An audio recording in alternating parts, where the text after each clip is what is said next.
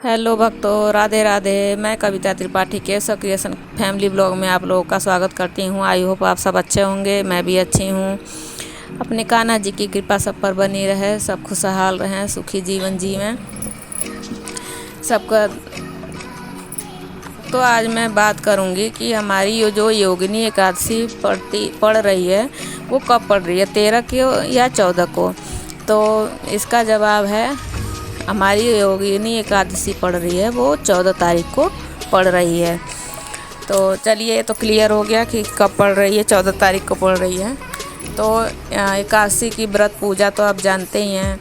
उनको पंचामृत से स्नान कराना, पीले वस्त्र पहनाना, फ्रूट का, जूस का, लिक्विड का भोग लगाना, मतलब अन्न का भोग हमें एकादशी के दिन अपने बाल गोपाल को नहीं लगाना चाहिए, तो ऐसा कहा जाता है।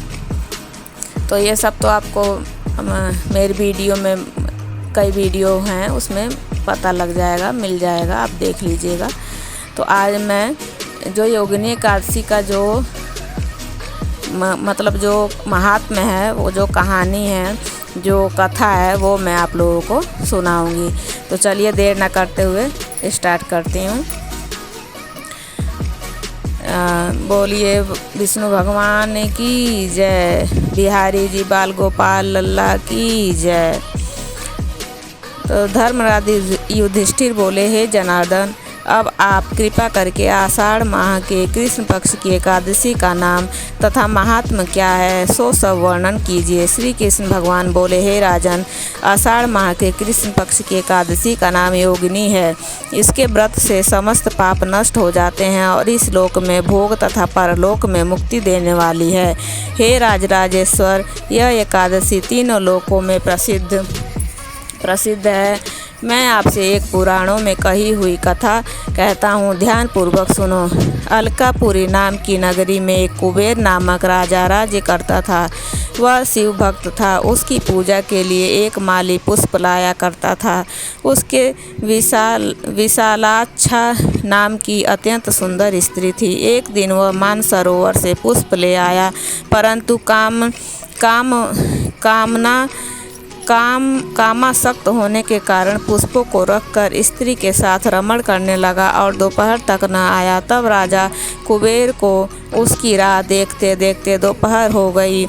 तो उसने क्रोधपूर्वक अपने सेवकों को आज्ञा दी कि तुम लोग जाकर हेम माली का पता लगाओ कि वह अभी तक पुष्प क्यों नहीं लाया है।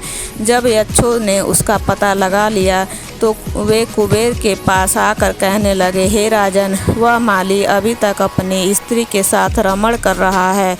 यक्षों की इस बात को सुनकर कुबेर ने हेम माली को बुलाने की आज्ञा दी। हेम माली राजा कुबेर के सम्मुख डर से कपकपाता हुआ उपस्थित हुआ और प्रणाम किया। उसको देखकर राजा कुबेर को महान क्रोध आया। उसने कहा, हे पापी महानीच कामी, तूने मेरे पूजनीय ईश्वर को भी, ईश्वर शिव जी का भी अनादर किया है। इससे मैं तुझे श्राप देता हूँ कि तू स्त्री का वियोग भोगेगा और मृत्यु लोक में जाकर कोढ़ी होगा। कुबेर के इस श्राप के कारण वह उसी क्षण स्वर्ग से पृथ्वी पर गिरा और कोढ़ी हो गया।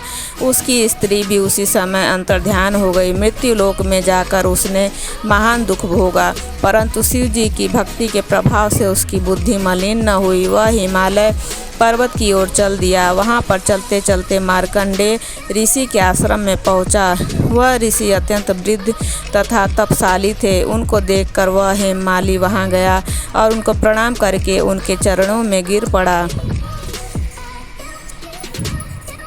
इसको देखकर मार्कंडेय ऋषि बोले कि तूने कौन से कर्म किए हैं जिससे तू कोढ़ी हुआ और महान दुख भोग रहा है। इस पर हेममाली बोला, हे मुनि, मैं यक्षदान कुबेर का सेवक हूँ। मैं राजा की पूजा के लिए नित्य प्रति पुष्प लाया करता था। एक दिन अपनी स्त्री के साथ विहार करते करते देर हो गई और दोपहर तक पुष्प लेकर न पहुँचा। उन्होंने मुझे श्राप दे दिया कि तू अपनी स्त्री का वियोग भोग और मृत्यु लोक में जाकर कोढ़ी बन जा तथा दुख भोग। इससे मैं कोढ़ी हो गया हूँ और महान दुख भोग रहा हूँ। अतः आप कोई ऐसा उपाय बतलाइए जिससे मेरी मुक्ति हो जाए।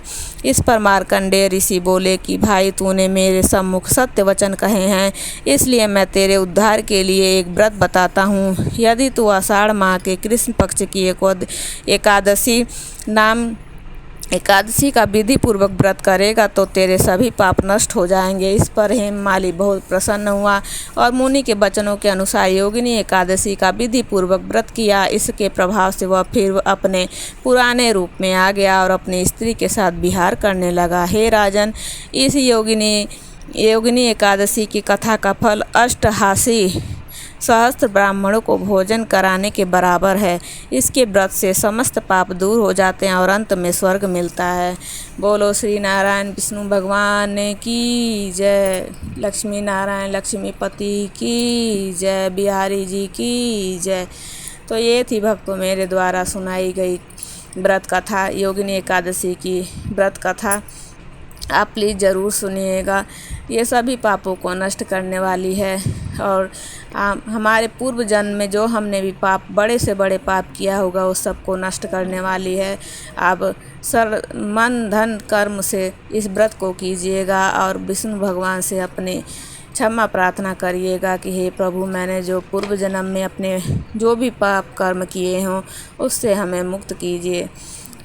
अगर मेरा ये व्रत कथा आप लोगों को अच्छी लगी हो तो प्लीज़ मेरे चैनल को लाइक शेयर एंड सब्सक्राइब ज़रूर कीजिएगा। मिलते हैं नेक्स्ट वीडियो में। राधे राधे। जय श्री श्याम भक्तों।